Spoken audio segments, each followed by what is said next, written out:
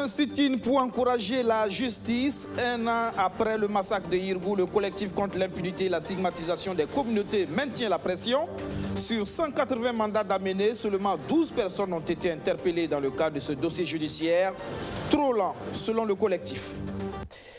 À suivre également dans ce 9h30 la menace de l'ARCEP, l'autorité de régulation des communications électroniques et des postes, qui veut passer à la sanction face à la mauvaise qualité des services rendus par les réseaux de téléphonie mobile. Des mises en demeure ont déjà été adressées. Voici pour le sommaire. Bienvenue à tous. Le temps n'empiète pas sur sa détermination. Le collectif contre l'impunité et la stigmatisation des communautés maintient la pression un an après le massacre de Yirgou. Le 10 janvier prochain, il entend observer un sit-in pour encourager la justice qu'il trouve lent. Sur 180 mandats d'amener, seulement 12 ont été exécutés, dénonce le collectif. Archimède Boy. Un an après le massacre visant les communautés Peuls dans le village de Yirgou, dans le centre-nord du pays, le collectif contre l'impunité et la stigmatisation des communautés CISC réclame toujours justice pour les victimes. Ces exigences se résument en ces points. La justice pour toutes les victimes de Yirgou, de Yaga, Arbinda et les autres crimes ou exécutions sommaires. Une initiative nationale impliquant le politique, la justice, les coutumiers, les religieux et la société civile autour de la problématique de la stigmatisation des communautés afin de prévenir les conflits et les crises qui compromettent notre vivre ensemble. La prise en charge gratuite des rescapés et des déplacés. La sécurisation des personnes et des biens. Le désarmement et la dissolution des milices Bassalogo de Boulsa et toutes celles qui ont participé à ces massacres. La restitution sans condition des biens des victimes toujours détenues illégalement par les éléments Kokoloyogo. La reconstruction des maisons détruites et le retour des déplacés sur les sites d'origine. Le collectif note cependant quelques éléments constituant selon lui des entraves à la manifestation de la vérité. D'abord, le fait que le juge d'instruction soit seul à Kaya, il a une difficulté objective à voir évoluer ce dossier dans les délais raisonnables de nature à assurer une bonne conservation des indices de preuve. Ensuite, la non-exécution des mandats par les officiers de police judiciaire est une entrave à l'évolution du dossier.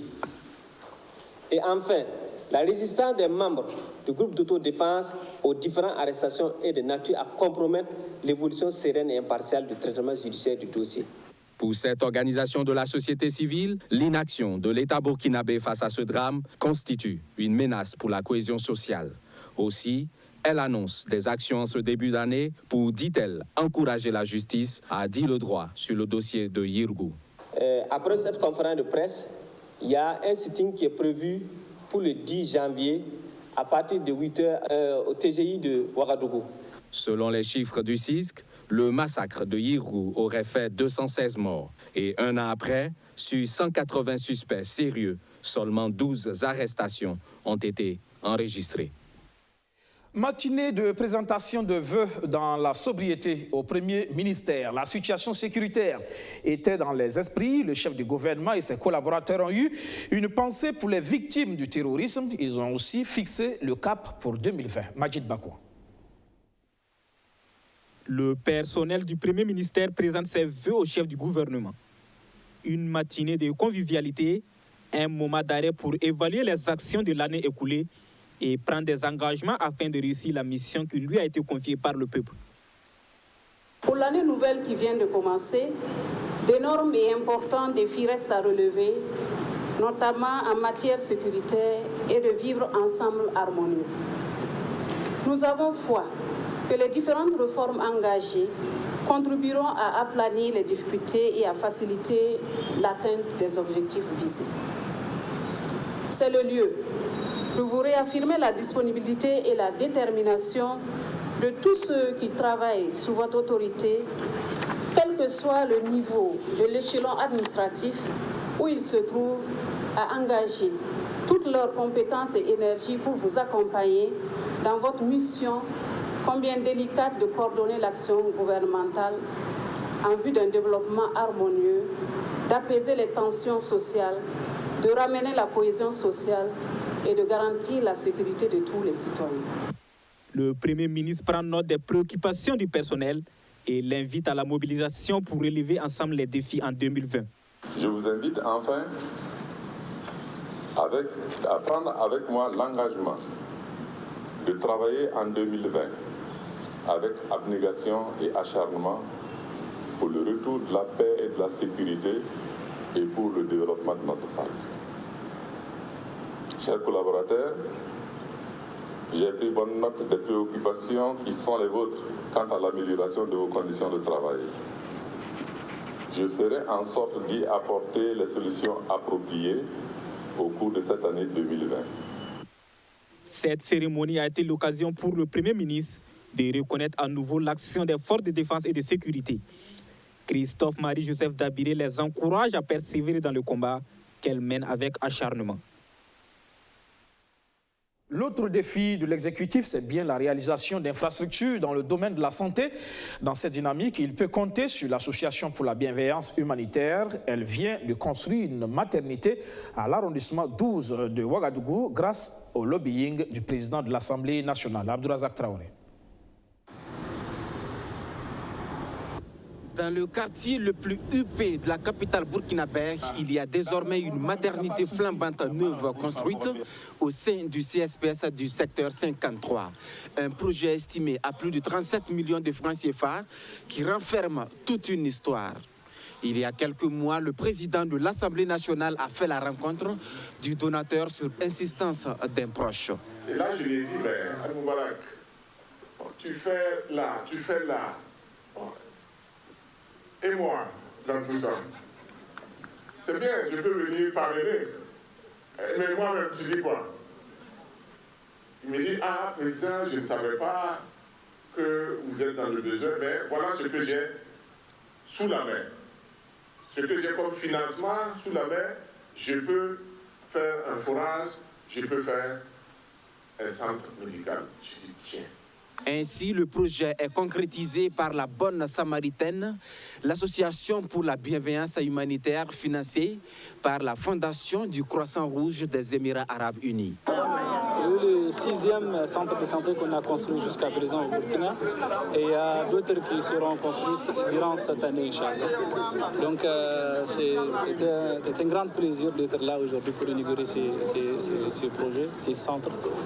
L'autre entité aux anges, c'est bien le bourgmestre de l'arrondissement bénéficiaire. Rasmata Compaoré appelle les autres bienfaiteurs à emboîter le pas de l'association pour la bienveillance humanitaire. Merci pour son soutien inestimable parce qu'il est tout le temps à nos côtés pour nous soutenir dans les œuvres humanitaires.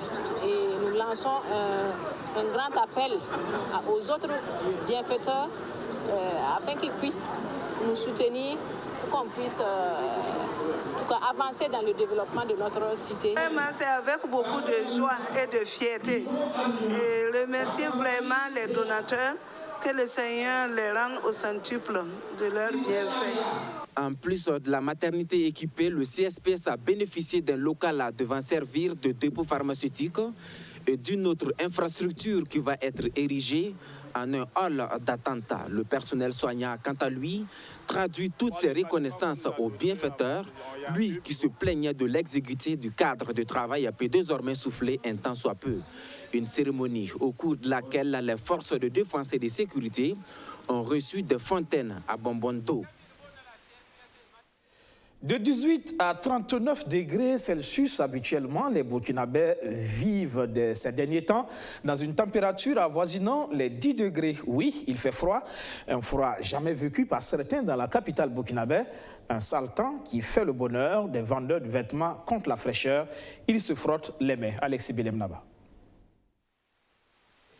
13 et 32 degrés comme température minimale et maximale à Ouagadougou, c'est presque du jamais vécu pour les habitants de la capitale. Je peux dire que depuis que je suis né, je n'ai jamais vu cette fraîcheur qui se passe cette année. Ce changement brusque de température commande un changement des habitudes vestimentaires. C'est la ruée sur les vendeurs de pulvers et de souchettes. Il y a de toutes les qualités, mais aussi de tous les prix. Oui, moi je viens de Manga comme ça, et c'est matin là que je suis arrivé. les fraîcheurs là, c'est pas facile. C'est pourquoi je vais acheter et puis rentrer avec. Le prix, c'est vraiment abordable. Comme c'est temps de fraîcheur, bon, c'est un peu cher, mais on fait avec. Il a proposé 3500, on s'est discuté jusqu'à. Il m'a donné à 3000, donc on peut dire que c'est vraiment abordable. Le prix, c'est pas tellement cher, c'est des prix abordables. Parce que ça ne dépasse pas, trop c'est 3500, 4000 en allant. Sinon à 2500, tu peux avoir. Les commerçants se frottent les mains, ils font de bonnes affaires. Ce sont des cris, il n'y a pas d'argent. On se débrouille, mais on arrive à écouler les habits. On peut vendre une balle en une journée. Les habits ne sont pas trop chers. Malgré cela, on peut avoir un bénéfice de 10 000 à 15 000 francs CFA. Le pic de la fraîcheur est bien réel sur toute l'étendue du territoire. La journée du 4 janvier a été enregistrée pour l'heure comme la plus froide avec 13 degrés. Habituellement, durant la période de l'harmattan, les températures varient entre 18 et 39 degrés. Nous sommes lundi et c'est l'heure des échos de l'écho.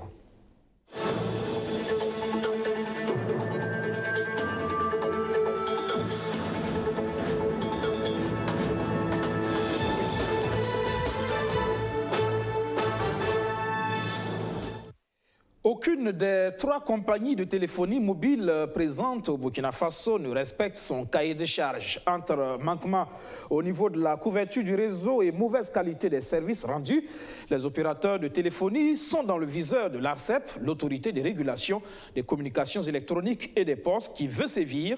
Des mises en demeure ont déjà été adressées. C'est le sujet de notre chronique économie de ce lundi. Arsène Konitambe.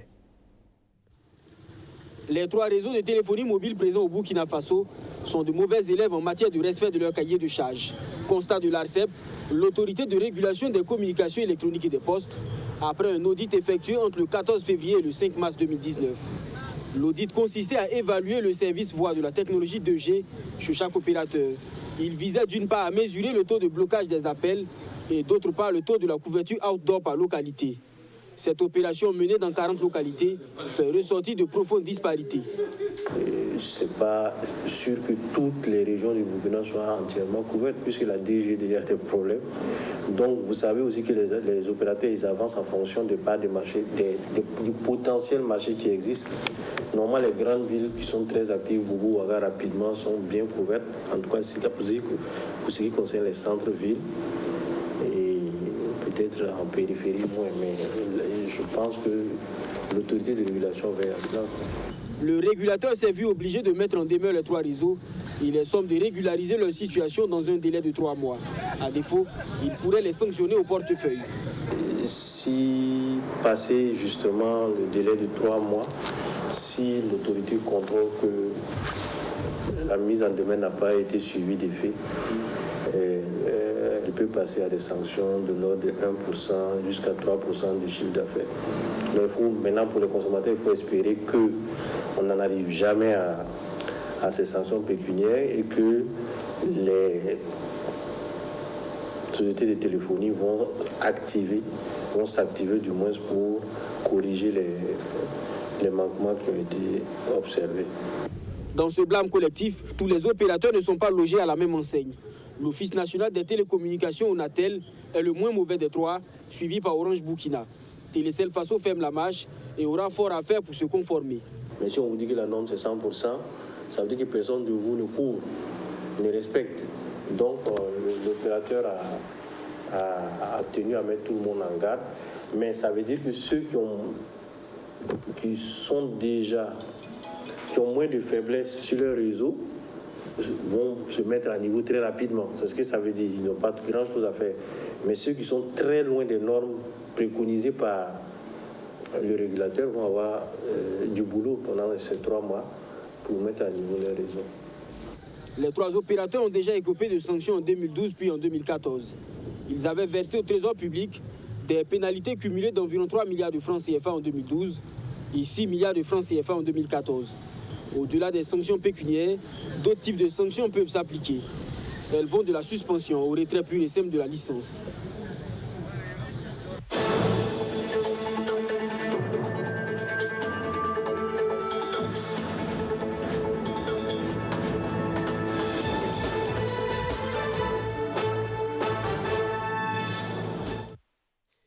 En Iran, entre colère et appel à la vengeance, c'est une foule immense qui a rendu hommage hier au général le plus populaire du pays, Qassim Soleimani, assassiné dans un raid américain vendredi à Bagdad, en Irak.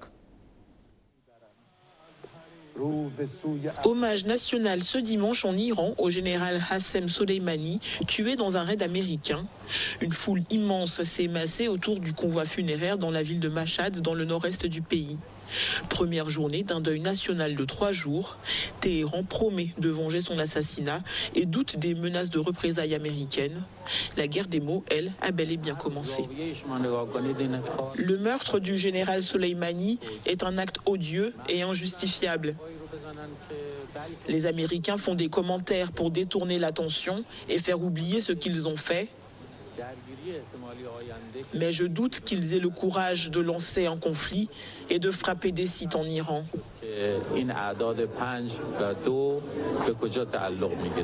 Donald Trump a averti, si Téhéran attaque des cibles américaines, les États-Unis répliqueront en frappant 52 sites iraniens, dont certains très importants pour la culture. Téhéran ne peut pas utiliser impunément des forces et penser que l'Iran sera en sécurité. Nous allons répondre aux véritables décideurs de ce pays, ceux qui sont à l'origine de la menace. Nous allons prendre cela très au sérieux et défendre le peuple américain. Pour venger la mort de Qassim Soleimani, Téhéran pourrait frapper des cibles militaires américaines. Washington s'y prépare en déployant près de 3500 soldats supplémentaires au Moyen-Orient afin de renforcer la sécurité des positions américaines. Merci pour la fidélité renouvelée. C'est la fin de cette session d'information. À demain pour d'autres actualités. Excellente soirée sur BFM.